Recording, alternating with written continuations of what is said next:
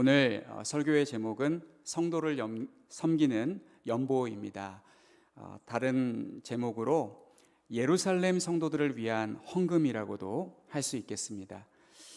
고린도 후서 8장과 9장 모두 헌금에 대한 말씀입니다.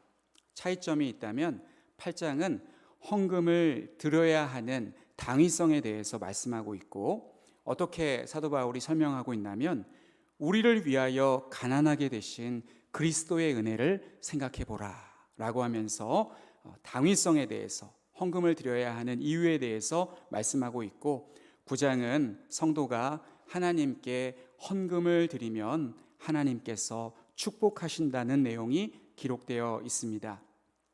요즘에 은혜로운 복음성가가 많이 있습니다.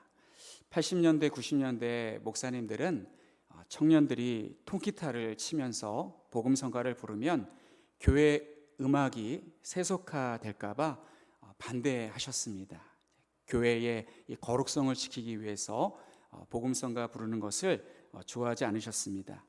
그런데 그런 우려와는 달리 오늘날 복음성가는 성도의 신앙을 고취시키는 순기능의 역할을 하고 있습니다. 저는 요즘에 만들어지는 복음성가도 어쩜 이렇게 은혜로울 수 있을까, 그런 생각을 해봅니다.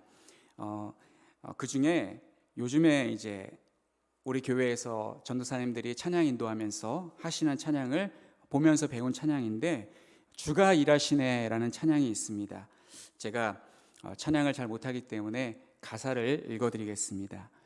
날이 저물어 갈 때, 빈들에서 걸을 때, 그때가 하나님의 때, 내 힘으로 안 될 때, 빈손으로 걸을 때 내가 고백해 여호와 이래. 주가 일하시네, 주가 일하시네, 주께 아끼지 않는 자에게. 주가 일하시네, 주가 일하시네, 신뢰하며 걷는 자에게. 2절, 우리 모인 이곳에 주님 함께 하시네. 누리네 아버지 은혜, 적은 떡과 물고기 내 모든 걸 드릴 때 모두 고백해 여호와 이래. 주가 일하시네, 주가 일하시네, 주께 아끼지 않는 자에게. 주가 일하시네, 주가 일하시네, 신뢰하며 걷는 자에게.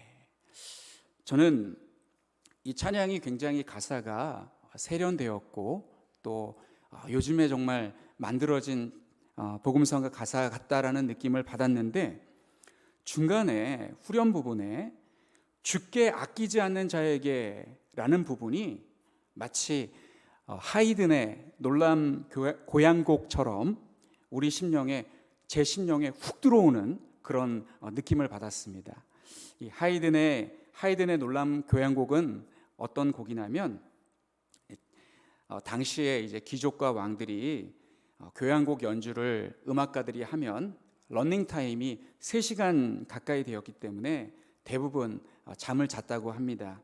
그래서 하이든이 놀람 교향곡을 작곡해서 처음에 잔잔하게 자장가처럼 지휘를 하다가 갑자기 빵 하고 터뜨리면 졸던 귀족들이 깜짝 놀라서 잠에서 깨기도 하고, 어떤 사람은 의자에서 떨어져서 바닥으로 나뒹굴기도 하였다고 합니다.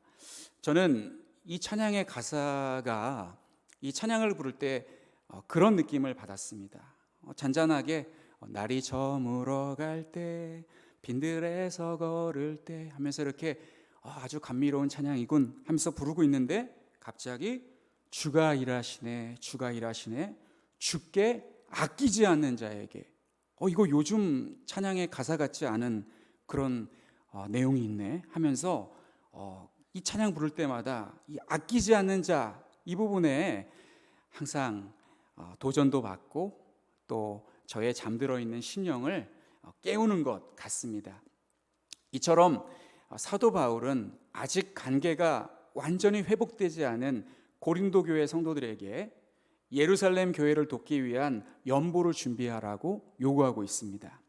연보에 관한 이야기는 고린도 교회가 안정된 후에, 몇 년이 지난 후에 천천히 해도 되는데, 사도 바울은 이 어려운 이야기를 나중으로 미루지 않고 당장 해야 할 시급한 일이라고 강조하고 있습니다. 마게도니아 교회와 고린도 교회를 비교해 보자면 작정은 고린도 교회가 마게도니아 교회보다 1년 먼저 했습니다.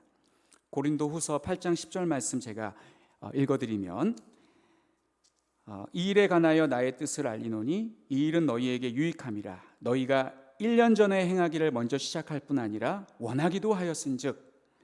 그리고 오늘 9장의 2절 말씀도 이는 내가 너희의 원함을 알미라. 내가 너희를 위하여 마게도냐인들에게 아가야에서는 1년 전부터 준비하였다는 것을 자랑하였는데, 이렇게 고린도 교회가 1년 전부터 작정을 먼저 시작을 했습니다.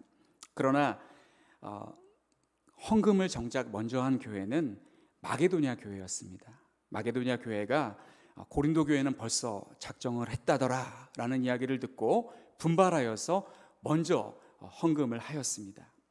고린도 교회는 1년씩이나 연보가 지연된 이유는 바울을 반대하는 자들로 인해서 교회가 어수선했기 때문입니다. 이제 고린도 교회가 사도 바울의 그 눈물의 편지, 사랑의 매 편지를 받고 안정화되기 시작했을 때인데 3절 말씀을 보면 사도 바울은 고린도 교회 성도들에게 헌금을 준비하도록 하기 위해 마게도냐 형제들을 보낸다고 말씀하고 있습니다.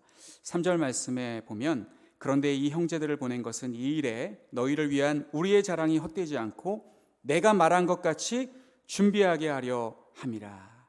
이 내가 말한 것 같이라는 이 말씀은 8장 11절에 이제는 하던 일을 성취할지니 마음에 원하던 것과 같이 완성하되 있는 대로 하라 라는 말씀입니다. 오늘날에도 고린도 교회 성도들 뿐만 아니라 오늘날 성도님들도 헌금에 관한 설교를 들으면 마음에 부담이 됩니다. 그래서인지 설교자도 헌금에 관한 설교를 하는 것이 조심스럽고 부담이 됩니다. 그런데 어찌하여 사도 바울은 고린도 교회 성도들에게 부담이 되는 헌금을 강조하는 것일까요? 지금 고린도 교회의 상황이 안정되었다고 이제는 문제가 없다고 생각하는 것일까요? 지금 고린도 교회 성도들에게 헌금을 요청하는 것은 시기상조가 아닐까요? 분명 사도 바울은 고린도 교회 성도들에게 연보를 요청하면 고린도 교회 성도들이 시험에 들 수도 있다는 생각을 했습니다. 그러나 사도 바울은 이 두려움보다 더 큰 두려움을 가지고 있었습니다. 그것은 연보가 지연됨에 따라서 발생할 수 있는 문제였습니다. 고린도 교회가 연보를 지연하거나 아니면 안 하게 되면 발생할 수 있는 문제는 대략 5가지가 있습니다. 9장 1절부터 5절까지의 내용을 요약해서 설명을 드리자면, 첫 번째는 곧 있으면 마게도니아 교인들이 고린도 교회에 와서 헌금을 받아 예루살렘 교회로 가려고 올 텐데 헌금을 시작도 안 한 모습을 보면 실망할 수 있기 때문입니다. 예를 들면 우리 교회에서 노예 행사가 있어서 다른 교회 성도들이 오기로 하였는데 손님을 맞이할 준비가 전혀 안 되어 있어서 주차장에는 지역 주민들의 차들로 꽉 차 있고, 그리고 안내하는 사람도 없고 환영하는 사람도 없고, 이렇게 노예 행사에 전혀 신경을 쓰지 않는다면 아마 욕이 될 것입니다. 그리고 두 번째는 그것은 고린도 교인들 스스로에게도 욕이 될 뿐만 아니라 사도 바울의 신뢰성에도 의심이 생기게 될 것입니다. 전에 사도 바울이 마게도냐 교회에 가서 고린도 교회는 이미 헌금 작정을 하였다라고 했는데 막상 와보니 헌금은커녕 시작도 안 했더라 라고 할 것이고, 그리고 사도 바울이 우리에게 와서 한 말은 사실이 아니었다. 사도 바울이 거짓말을 했다. 물론 선의의 거짓말일 수 있겠지만 사도 바울은 정직하지 않았다라는 소문이 퍼질 것입니다. 세 번째는 사도 바울의 선교 일정에 차질을 가져올 것입니다. 지금은 교통수단이 발달해서 선교 일정을 탄력적으로 조정할 수 있습니다. 그러나 고대에는 한번 움직이는 일정에 차질이 생기지 않도록 치밀하게 준비하고 계획했습니다. 고린도 교회를 경유하여 준비한 헌금을 받아 예루살렘 교회로 가야 하는데 헌금이 준비되지 않았다면 매우 곤란한 상황이 벌어집니다. 지금이야 온라인으로 송금하면 되지만 고대에는 온라인 송금 자체가 없었습니다. 온라인 송금 이게 굉장히 편리한데요. 우리나라 온라인 송금이 시작된 지가 그렇게 오래되지 않습니다. 1982년에 당행끼리 같은 은행끼리 송금이 되었고 1985년에 되어서야 이제 다른 은행 간에도 송금이 되었다고 합니다.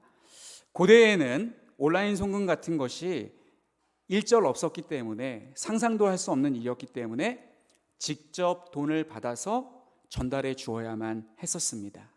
그리고 네 번째는 헌금 사역이 순조롭지 못할 경우에 예루살렘 교회에 사도 바울의 이방 선교가 제대로 이루어지지 않고 있다고 판단받게 될 것이고, 그가 이방인들에게 전하는 이신칭의의 복음은 사람을 변화시키지 못하는 허울뿐인 껍데기 신자를 만드는 것이라고 생각하게 될 것입니다.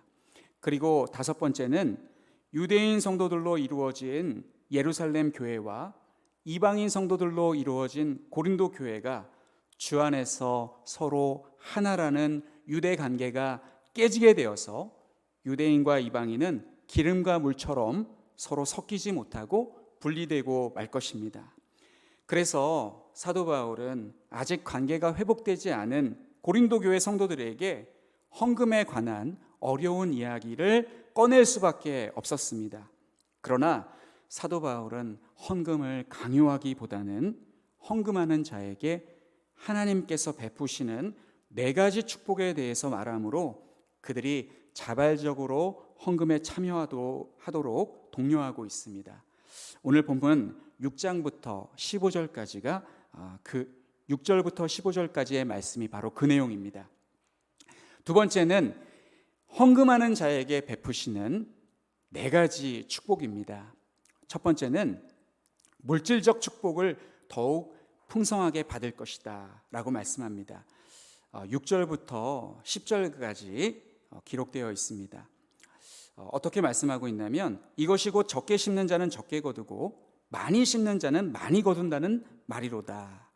그런데 6절에 이 많이 거둔다, 이 많이라는 말씀은 어떤 뜻을 가지고 있냐면 사실은 복이라는 단어입니다. 축복이라는 단어입니다. 그래서 축복으로 심는 자는 축복으로 받는다라는 원래의 의미를 가지고 있고, 또 어떤 의미로서는 이 넉넉하게 헌금한다, 그런 뜻도 가지고 있습니다. 이 8절 말씀해 보시면 항상 모든 것이 넉넉하여 모든 착한 일을 넘치게 한다라는 말씀처럼 이 많이 심는다라는 것은 아끼지 않고 넉넉하게 드린다라는 뜻도 가지고 있습니다. 6절의 말씀은 가능한 많이 할 것을 권하는 말씀이라면 7절의 말씀은 양보다 질에 대해서 말씀하고 있습니다. 인색함으로나 억지가 아닌 즐겨내는 자를 사랑하신다고 말씀합니다. 그래서 각각 그 마음에 정한 대로 해라, 이렇게 말씀하고 있습니다. 과부가 드린 두 렙돈의 의미를 잘 생각해 보시기 바랍니다. 그녀가 드린 두 렙돈은 적은 돈이었지만 예수님은 가장 많이 드렸다고 말씀하셨습니다. 이 여인이 가장 많이 드린 것은 예수님께서 이것을 상징적으로 말씀하신 것이 아니라 과부는 그 헌금을 드릴 때 아벨의 제사처럼 그 마음을 같이 드렸습니다. 그러나 그 옆에 있었던 수많은 바리새인들과 서기관들, 유대인들은 액수는 더 컸을지 몰라도 마음이 결여된 그런 예물을 드렸기 때문에, 그런 헌금을 드렸기 때문에 예수님께서 그 모습을 보시고 과부가 가장 많이 드렸다라고 말씀하신 것입니다.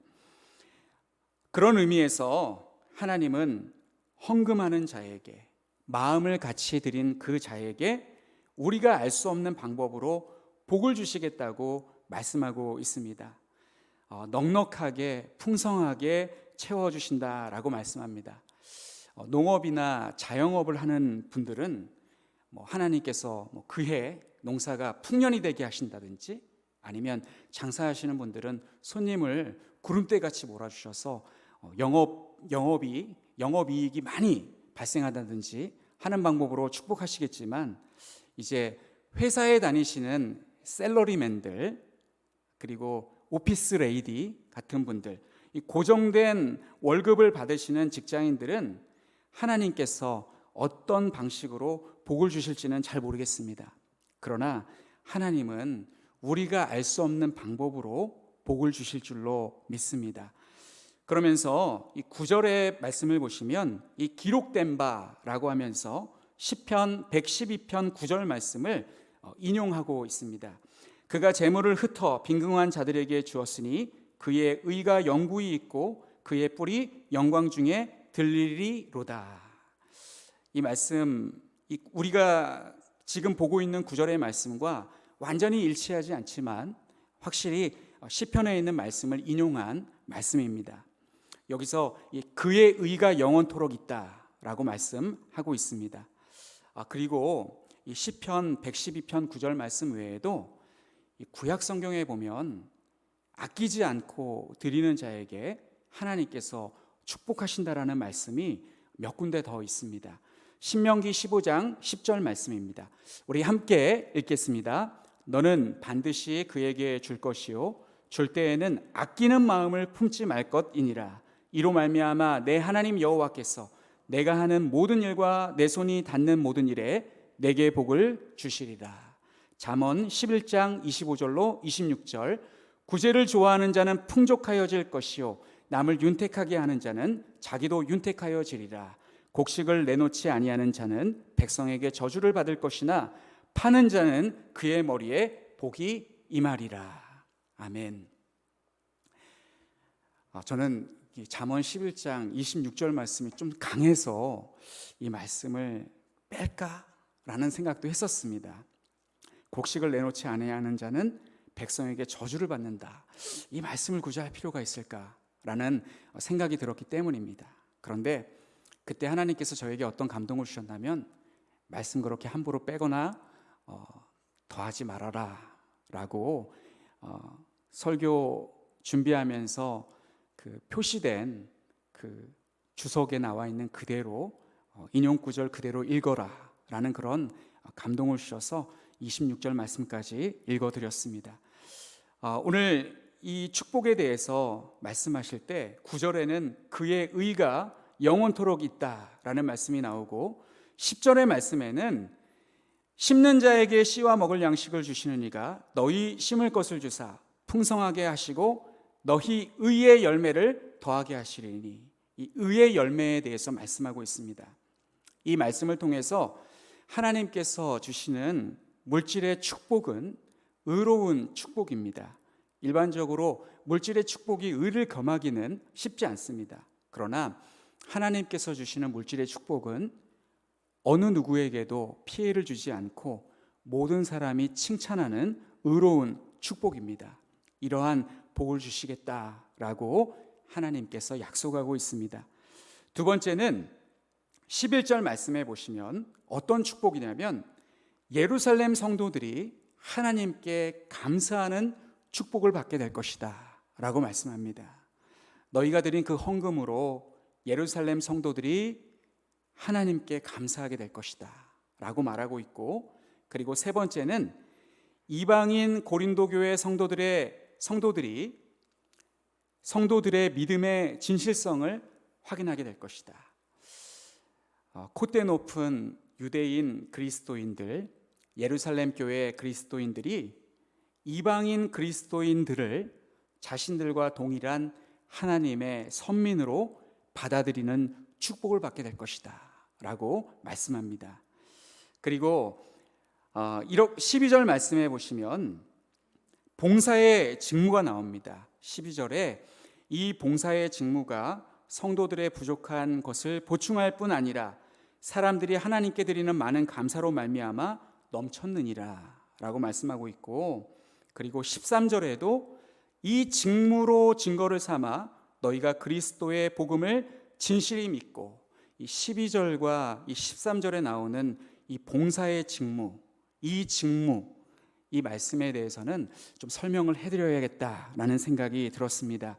이 직무는 도대체 무엇이길래 하나님께 많은 감사를 드리게 하고 하나님께 영광을 돌리게 하는 것일까요? 이 직무란, 이 봉사의 직무란 도대체 무엇일까요? 오늘 본문의 봉사의 직무란 물질로서 성도를 섬기는 일입니다. 이 섬김은, 이 봉사는 빌립보서 2장 17절 말씀에 보시면 제의적인 의미가 있는 것을 볼 수 있습니다. 만일 너희의 믿음에 재물과 섬김 위에 내가 나를 전제로 드릴지라도 나는 기뻐하고 너희 무리와 함께 기뻐하리니. 섬김 위에라는 말씀, 옛날에는 이 말씀이 봉사였습니다. 그런데 이제 개역개정판에 와서는 섬김으로 그렇게 다시 개정이 되었는데, 그래서 이 봉사와 섬김은 아주 유사한 단어라고 할 수 있겠습니다. 이 봉사의 직무, 이것은 내가 나를 전제로 드릴지라도 나는 기뻐하고 너희 무리와 함께 기뻐하리니. 이 말씀을 통해서 이것은 하나님께 드리는, 이 봉사의 직무는 하나님께 전제로 드리는 그런 제사적인 의미를 가지고 있다는 것을 우리가 생각해 볼 수 있고, 그리고 고린도후서 8장 5절에서도 우리가 바라던 것뿐 아니라 그들이 먼저 자신을 주께 드리고 또 하나님의 뜻을 따라 우리에게 주었도다. 이 헌금하는 것, 연보를 드리는 것은 먼저 자신을 주께 드리는 것이다 라고 하면서, 이 또한 마게도냐 교인들이 자신을 주께 드렸다라는 그러한 말씀을 함으로써 하나님께 드리는 제사의 의미를 가지고 있습니다. 단순히 물질만 드린 것이 아니라 자신의 마음과 몸까지도 하나님께 드린 것이다 라고 말하고 있습니다. 그러므로 고린도 교인들이 준비할 이 헌금은 하나님께 드리는 제물과 같이 거룩한 것입니다. 헌금이 절대로 속된 것이 아니라 제물과 같이 거룩한 것이라고 말씀하고 있습니다.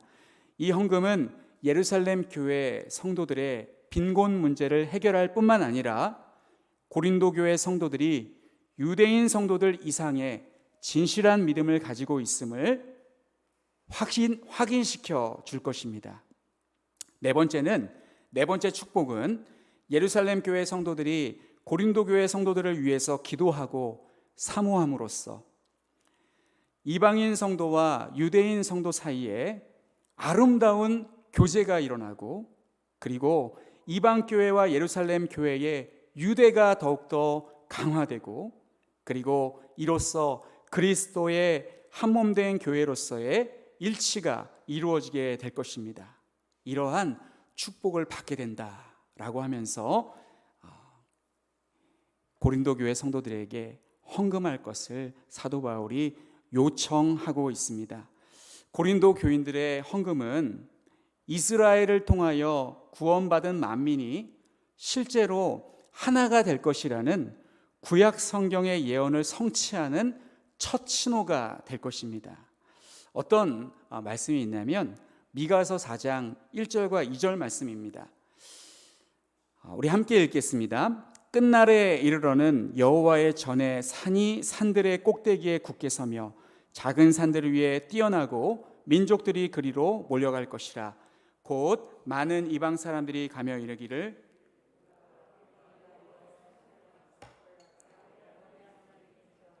그가 그의 도를 가지고 우리에게 가르치실 것이니라. 우리가 그의 길로 행하리라 하리니 이는 율법이 시온에서부터 나올 것이요 여호와의 말씀이 예루살렘에서부터 나올 것입니다. 그리고 사도행전 15장 15절로 18절 말씀에, 이 말씀은 이 아모스서를 인용한 말씀입니다. 제가 읽어드리면, 선지자들의 말씀이 이와 일치하도다. 기록된 바 이후에 내가 돌아와서 다윗의 무너진 장막을 다시 지으며 또 허물어진 것을 다시 지어 일으키리니 이는 그 남은 사람들과 내 내 이름으로 일컬음을 받는 모든 이방인들로 주를 찾게 하려 함이라 하셨으니 즉 예로부터 이것을 알게 하시는 주의 말씀이라 함과 같으니라. 이렇게 사도 바울이 고린도 교회 성도들에게 너희들이 드리는 헌금은 단순히 물질 드리는 것에서 그치지 않고 구약 성경의 예언을 성취하는 첫 신호탄이 될 것이다 라고 하면서 그 헌금의 의미를 더욱더 강화하고 있습니다. 오늘 우리는 말씀을 통해서 사도 바울이 고린도 교회 성도들에게 부담이 되는 헌금을 강조하는 이유에 대해서 살펴보았고, 그리고 헌금하는 자에게 베푸시는 4가지 축복에 대해서 우리가 함께 보았습니다. 저는 오늘 본문 말씀을 우리가 쭉 들었는데 이 말씀을 우리의 삶에 어떻게 적용할 수 있을까를 고민해 보았습니다. 지금 우리 교회는 성전 건축을 앞두고 건축 헌금을 작정하고 또 헌금을 시작하였습니다. 지금 우리 교회가 우리가 사용하고 있는 이 건물이 노후는 되었어도 처음 지을 때 잘 지어서 아직 쓸만합니다. 하지만 지역 재개발로 인해서 위치를 옮겨야 하기 때문에 어쩔 수 없이 새로운 부지에 새 성전을 건축해야 합니다. 새로 지을 성전은 우리 교회의 향후 30년 이상을 책임질 중요한 변곡점이 될 것입니다. 그래서 모든 성도가 힘을 모아야 합니다. 이 교회가 교회 역사를 연역을 보면 1980년대에 지어졌습니다. 지금의 이 예배당을 지을 때 많은 성도님들의 눈물과 헌신과 수고가 있었습니다. 코로나 이전에, 코로나가 그 당시에는 있으리라고는 상상도 못하던 때에 어떤 권사님 댁에 신방을 갔습니다. 그 권사님은 지금은 형편이 좀 나아졌지만 예전에는 정말 힘들게 살았다고 하셨습니다. 그 예전이 언제였냐면 우리 교회가 예배당을 지을 때였다고 합니다. 그때 정말 힘들었지만 이렇게 저렇게 헌금을 마련하여 드리셨다고 합니다. 저에게 구체적인 액수를 말씀해 주셨는데 저는 그 액수가 잊혀지지가 않습니다. 그런데 이 자리에서는 말씀을 드리지 않겠습니다. 그 액수를 들었을 때 권사님 형편에 너무 아끼지 않으셔서 깜짝 놀랐습니다. 어떻게 그렇게 드리실 수 있었을까라는 생각이 들었고, 그런 성도님들이 우리 교회에 많이 계셨기 때문에 이 예배당이 당시에 아름답게 봉헌이 되었다고 생각을 합니다. 헌금이란 자기의 소유물을 드리는 것이기 때문에 철저한 준비와 자기 절제가 필요합니다. 돈이 너무 많아서 아낄 필요가 없는 사람은 있는 것 그냥 드리면 되겠습니다만 그런 사람이 얼마나 되겠습니까? 그래서 우리는 각각 그 마음에 정한 대로 헌금을 드리기 위해서 자기 절제와 준비가 필요합니다.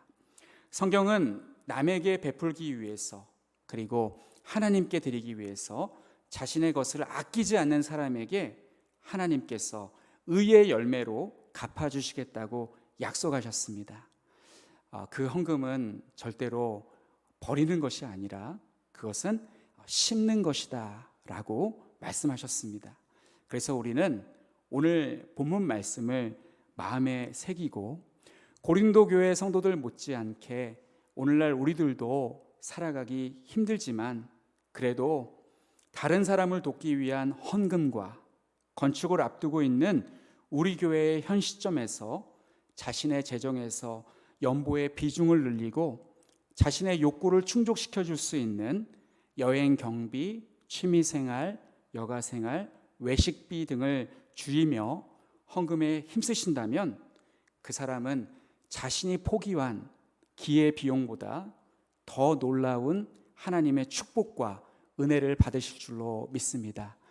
우리 성도님들께서 헌금에 시험 들지 마시고 헌금의 그 의미를 잘 깨달으셔서 은혜롭게 하나님께 드리시고 많은 축복을 받으실 수 있기를 간절히 축원합니다.